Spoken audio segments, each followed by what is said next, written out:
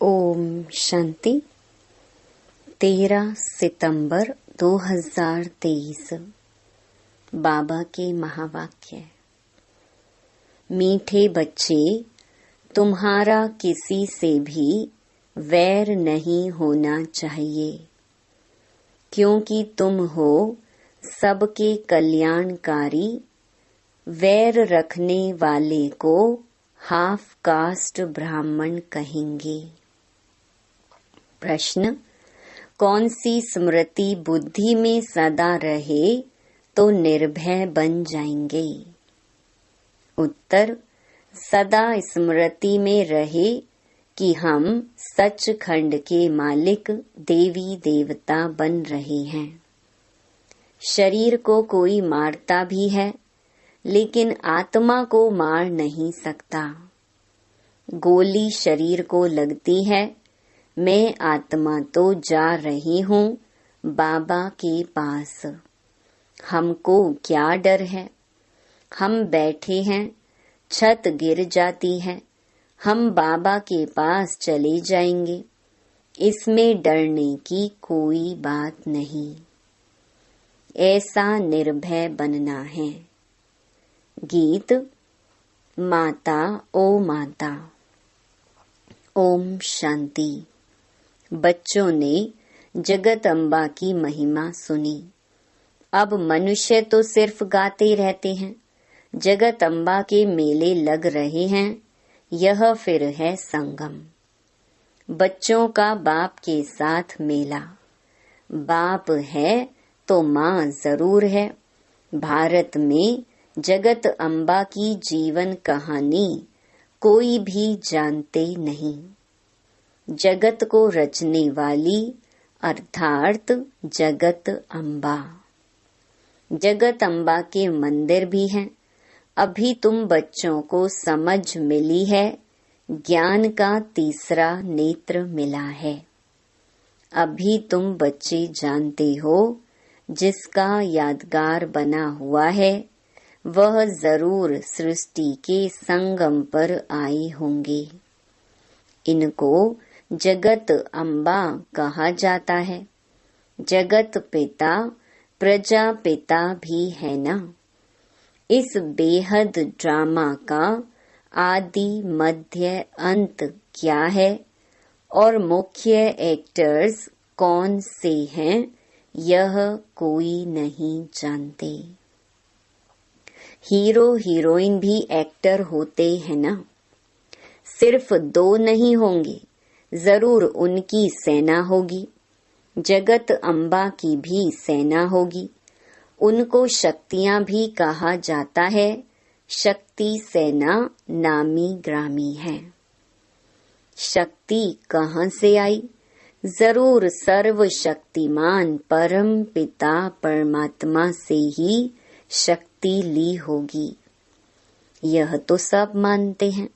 ऊंच ते ऊंच भगवान है। उनको ही सत श्री अकाल कहते हैं। अकाली जो होते हैं वह निराकार को मानने वाले होते हैं। सिख ग्रंथी गुरु नानक को मानते हैं। कहते हैं गुरु नानक देव हैं। उनकी जो पीढ़ी होती है, उनके 10 बादशाहों के नाम भी भिन्न भिन्न हैं। कोई का सिंह, कोई का दास, कोई का चंद भी नाम होगा। सबके नाम भिन्न भिन्न हैं। और अकाली जो हैं वह अकाल मूरत को मानते हैं। सत श्री अकाल, यह किसकी महिमा की? परम पिता परमात्मा की। तो सिद्ध करते हैं सत सिर्फ एक श्री श्री अकाल मूरत परमात्मा ही है। तुम कह सकते हो सत श्री अकाल। तुम उनको जानते हो। वह सिर्फ अक्षर कह देते, अर्थ कुछ भी नहीं जानते। तुम तो जानते हो सत श्री अकाल को। उनकी बायोग्राफी को भी तुम जानते हो। विचार सागर मंथन भी तुम बच्चों को करना है। बाप तो ज्ञान का सागर है। उसने कलश माताओं को दिया है, यह है बड़ी मम्मा, और फिर तुम अनेक माताएं हो। जगत अम्बा की अनेक बच्चियां और बच्चे हैं। यह जगत अम्बा है, फिर पिता भी जरूर है। तुम जानते हो यह जगत अम्बा कौन है, किसकी बच्ची है? हैं तो मनुष्य, 8-10 भुजाएं तो नहीं हैं। इतनी भुजाएं क्यों दी हैं, यह किसको पता नहीं। तो ऊंच ते ऊंच वह सत परमात्मा है। तुम बच्चों को समझाया गया है परम पिता परमात्मा, जिसको हम रूप वसंत कहते हैं, रूप भी है और फिर वसंत ज्ञान सागर है। इतना छोटा सा स्टार वह ज्ञान सागर है। वंडर है ना। बच्चों को समझाया है बाप है बिंदी रूप, उसमें बरोबर सारा पार्ट है। भक्ति मार्ग में भक्तों की भावना पूरी करते हैं, यह सारी ड्रामा में नोंद है। जिस समय जिसकी जो भावना है वह ड्रामा में पहले से ही नोंधी हुई है। तुम्हारी यह पढ़ाई भी ड्रामा में नोंद है, जो पार्ट रिपीट हो रहा है। समझने की बात है ना। तुम अच्छी रीति समझा सकते हो। ऊंच ते ऊंच भगवान सब कहते हैं, वह है निराकार, निर्भय, निर्वैर। उनका कोई के साथ वैर नहीं है। तुम्हारा भी कोई के साथ वैर नहीं है। तुम सबके कल्याणकारी हो। अगर किसका वैर है तो उनको हाफ कास्ट कहेंगे। आधा शूद्र आधा ब्राह्मण। यह विकारों की खाद कंप्लीट निकल जाएगी, तब सच्चा ब्राह्मण कहेंगे। अभी तो आधा आधा है। कलयुगी तमो प्रधान संस्कार भरे हुए हैं, वह निकलने हैं। अभी तुमको ना देवता ना शूद्र, बीच का ब्राह्मण कहेंगे। वह भी संपूर्ण नहीं बने हो। जगत अम्बा को देवता नहीं कहेंगे। जगत अम्बा जब संपूर्ण बन जाती हैं, उसके बाद देवता बनती हैं। अभी ब्राह्मण है। ब्रह्मा की बेटी सरस्वती है, परंतु यह कोई नहीं जानते। ब्रह्मा कब आया? जो मुख वंशावली रचना रची, उसको ही शिव शक्ति सेना कहा जाता है। तो तुम जानते हो वह ऊंच ते ऊंच बाप परम पिता परम धाम में रहने वाले हैं। फिर सूक्ष्म वतन में है ब्रह्मा विष्णु शंकर। प्रवृत्ति मार्ग होने कारण वह भी युगल दिखाते हैं। विष्णु को पूरा युगल दिखाते हैं। यह सब बुद्धि में रहना चाहिए। मनुष्य कहेंगे हम एक्टर हैं, तो मनुष्यों को ड्रामा के आदि मध्य अंत का मालूम होना चाहिए ना। ऊंच ते ऊंच भगवान कौन है? ब्रह्मा विष्णु शंकर कौन है? क्या और भी 8-10-100 भुजा वाला कोई है? नहीं, यह सब चित्र फालतू हैं। ब्रह्मा की 100 भुजा दिखाते हैं। अब यह तो प्रजापिता है, 100 भुजा की तो बात ही नहीं। यह सब रॉन्ग है। राइट वास्तव में क्या है वह भी समझना चाहिए। ऊंच ते ऊंच भगवान जो परम धाम में रहते हैं है स्टार। विष्णु को भी 4 भुजा दिखाई हैं, 2 भुजा लक्ष्मी की, 2 भुजा नारायण की। जैसे रावण के 10 शीश दिखाते हैं, 5 स्त्री के विकार और 5 पुरुष के। पहले पहले मुख्य विकार है देहे अभिमान, फिर और विकार नंबर वार आते हैं। सूक्ष्म वतनवासी ब्रह्मा तो है अव्यक्त, प्रजापिता ब्रह्मा तो यहाँ चाहिए ना। यह जब संपूर्ण बन जाते हैं तो सूक्ष्म वतन में फरिश्ते बन जाते हैं। तुम भी फरिश्ते बन जाते हो। वहाँ तुम्हारा शरीर हड्डी मांस का नहीं होता है। उनको फरिश्ता कहा जाता है। ब्रह्मा तो प्रजापिता यहाँ हैं। फिर विष्णु 2 रूप से पालना करेंगे। शंकर तो है सूक्ष्म वतन में। यह बड़ी समझने की बातें हैं। इतनी दूरादेशी बुद्धि कोई की है नहीं। तुम्हारी बुद्धि एकदम मूल वतन सूक्ष्म वतन तक चली गई है। सूक्ष्म वतन अब रचा हुआ है। ब्रह्मा विष्णु शंकर की भी रचना हुई है। जहाँ तक आ जा सकते हो तो ऊंच ते ऊंच भगवान, फिर ब्रह्मा विष्णु शंकर, फिर यह मनुष्य सृष्टि में देवी देवताएं। बाकी 8-10 भुजा वाले व चंडिका देवी आदि तो है नहीं। इतने सब चित्र कहाँ से आए? तुम्हारे पास कोई हथियार थोड़े ही हैं। यह सब हिंसक हथियार बैठ बनाए हैं। देवता तो होते हैं डबल अहिंसक। सूक्ष्म वतन में कोई हथियार आदि होते नहीं। चित्रों में कितने हथियार दिए हैं। इसको कहा जाता है गुड़ियों की पूजा। ऑक्यूपेशन को कोई जानते नहीं।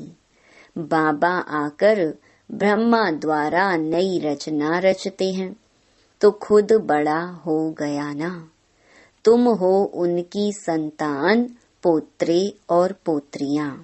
समझने वाले समझते भी हैं, परंतु फिर यह नहीं समझते कि सबकी मौत होनी है। अभी भी कितने मरते रहते हैं। अखबारों आदि में कोई दिखलाते थोड़े ही हैं, नहीं तो नाम बदनाम हो जाए। भूख बहुत मरते हैं। एक समय मुश्किल से 2 रोटी मिलती है। तुम बच्चे जान गए हो सतयुग में लक्ष्मी नारायण का राज्य चलता है। 2 भुजा वाले ही मनुष्य हैं। बाकी सतयुग में कोई 8-10 भुजा वाली देवियां नहीं होती हैं। सेकंड नंबर में है राम सीता। वह भी यहाँ राजयोग से पद पा रहे हैं। कितनी सहज बात है समझने की। बाप कहते हैं तुमने बहुत वेद शास्त्र पढ़े हैं, अब तुम मेरे से सुनो और जज करो। मैं तुम्हें सत्य सुनाता हूँ या वह सत्य सुनाते हैं? अगर वह सत्य सुनाते हैं तो तुम सत्य नारायण की कथा से सत्य नारायण क्यों नहीं बने हो? अभी तुम प्रैक्टिकल में सत्य बाबा से सत्य कथा सुन रहे हो। नारी से लक्ष्मी, नर से नारायण बनने की यह कथा है। जरूर प्रजा भी बनेगी कि सिर्फ लक्ष्मी नारायण जाकर तख्त पर बैठेंगे। यह देवी देवताओं की राजधानी स्थापन हो रही है। फिर सतयुग में आकर राज्य करेंगे। वहाँ राजाओं को लश्कर आदि कोई होते नहीं। लश्कर विकारी अनहोली राजाओं को होते हैं। वह तो हैं होली राजाएं। सतयुग को होली लैंड कहा जाता है। इसको अनहोली लैंड कहते हैं। बहुत पुराने पतित हो गए हैं। नए को पुराना बनना ही है। शरीर भी पहले नया फिर पुराना होता है।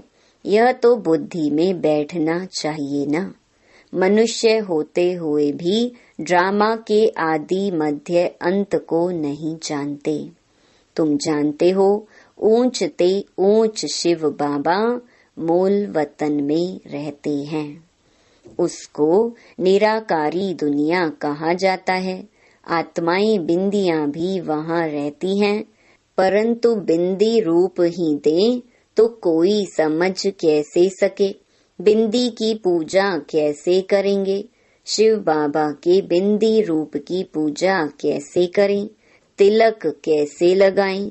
बाबा अमरनाथ पर भी गए हुए हैं। बाबा सारा देखकर आए थे कि कैसे शिवलिंग बनाते हैं। कहते हैं वहां पार्वती को शंकर ने कथा सुनाई। अब पार्वती ने किस दुर्गति को पाया था जो उनको बैठ कथा सुनाई। वास्तव में तुम सब पार्वतियां हो। तुम जन्म मरण में आते हो और सदगति को पाने के लिए कथा सुन रहे हो। तो वहां पूछा शिवलिंग कहाँ है, तो बोला शिवलिंग तो आपे ही निकल आता है। अरे यह कैसे होगा। वहां कबूतर भी दिखाते हैं। कबूतर माना पिजन बात करना कभी सीखते नहीं। तोते को बात करना सिखलाते हैं तो वह बोलते हैं, कंठी पड़ जाती है। तुम ज्ञान की कंठी पहनते हो। तो बाबा ने समझाया है, ऊंच ते ऊंच तो है शिव बाबा, फिर ब्रह्मा विष्णु शंकर। प्रवृत्ति मार्ग दिखाने लिए विष्णु को 4 भुजाएं दिखाते हैं।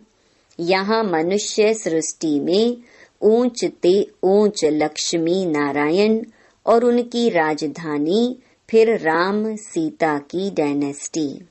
यह होली डायनेस्टी पूरी होती है, फिर रावण राज्य शुरू होता है। फिर सबको पतित बनना ही है। बाकी हाँ, पिछाड़ी में जो नई आत्माएं आती हैं, उनका कुछ प्रभाव निकलता है। किसका सतो प्रधान का, किसका रजो तमो का पार्ट है। यह बेहद का ड्रामा है।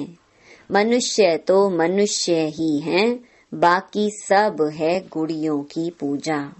तुम एक्टर्स हो ना, अभी तुम मनुष्य से देवता बन रहे हो। पढ़ाई से मनुष्य कितना ऊंच पद पाते हैं, यह भी पढ़ाई है जिससे तुम राज्य पद पाते हो। ऐसी पढ़ाई कोई होती नहीं। वह प्रिंस प्रिंसेस तो प्रालब्ध ले आते हैं। तुम यहाँ प्रालब्ध बना रहे हो। भविष्य सतयुग के लिए कितनी ऊंच और फिर सहज नॉलेज है। सेकंड में जीवन मुक्ति। हम बेहद बाप के बच्चे हैं। ईश्वरीय गोद में बैठे हैं। ईश्वरीय गोद कौन छोड़ेंगे। तो इस ड्रामा के आदि मध्य अंत को समझना है। बाप तो यथार्थ रीति बैठ समझाते हैं। जो मनुष्य सृष्टि का बीज रूप गाया जाता है, सत चित आनंद स्वरूप कहा जाता है। जरूर जब आएंगे तब तो वर्षा देंगे ना। तुम सचखंड के मालिक देवी देवता बनते हो। कोई डर की बात नहीं है। यहाँ तो कितना डर रहता है कोई चढ़ाई ना करे। तुमको तो बिल्कुल निर्भय रहना है। शरीर को कोई मारता है, आत्मा को थोड़े ही मार सकते हैं जो डरना चाहिए। निर्भय होने की बड़ी समझ चाहिए। बाप भी निर्भय तो बच्चे भी निर्भय। गोली शरीर को लगती है। मैं आत्मा तो जा रहा हूँ बाबा के पास। हमको क्या डर है। हम बैठे हैं, छत गिर जाती है, हम बाबा के पास चले जाएंगे। निर्भय होने में टाइम लगता है। तुम हो जगत अम्बा के बच्चे, शिव शक्ति सेना। एक की तो महिमा नहीं है, तुम भी साथ हो। यह कमांडर है। तुमको रूहानी ड्रिल सिखलाते हैं। तुम उनके बच्चे हो। तुम हो लकी सितारे। यह सरस्वती भी लकी सितारा है। ब्रह्मा की बेटी है ना। उस ज्ञान सूर्य का चंद्रमा तो यह ब्रह्मा है ना। परंतु यह मेल होने कारण माता पर कलश रखा जाता है। अच्छा, मीठे मीठे सिकी लधे ब्रह्मा मुख वंशावली, ब्राह्मण कुलभूषण, स्वदर्शन चक्रधारी बच्चों प्रति मात पिता बाप दादा का दिल व जान सिक व प्रेम से नंबर वार पुरुषार्थ अनुसार याद प्यार और गुड मॉर्निंग। रूहानी बाप की रूहानी बच्चों को नमस्ते। धारणा के लिए मुख्य सार। पहला, कलयुगी तमो प्रधान संस्कारों को निकाल सच्चा ब्राह्मण बनना है। किसी से भी वैर नहीं रखना है। दूसरा, निर्भय बनने के लिए आत्म अभिमानी रहने का अभ्यास करना है। हम शिव शक्ति सेना है, हमें तो सचखंड का मालिक बनना है, इसी नशे में रहना है।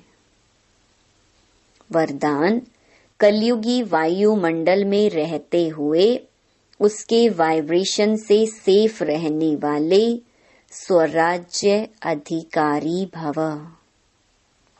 स्वराज्य अधिकारी उसे कहा जाता जिसे कोई भी कर्मेंद्रिय अपनी तरफ आकर्षित ना करे, सदा एक बाप की तरफ आकर्षित रहे। किसी भी व्यक्ति व वस्तु की तरफ आकर्षण न जाए, ऐसे राज्य अधिकारी ही तपस्वी हैं। वही हंस बगुलों के कलयुगी वायुमंडल में रहते हुए सदा सेफ रहते हैं। जरा भी दुनिया के वाइब्रेशन उन्हें आकर्षित नहीं करते। सब कंप्लेन समाप्त हो जाती है। स्लोगन, बुरे को अच्छे में बदल देना ही ऊंच ब्राह्मणों की श्रेष्ठ शक्ति है। ओम शांति।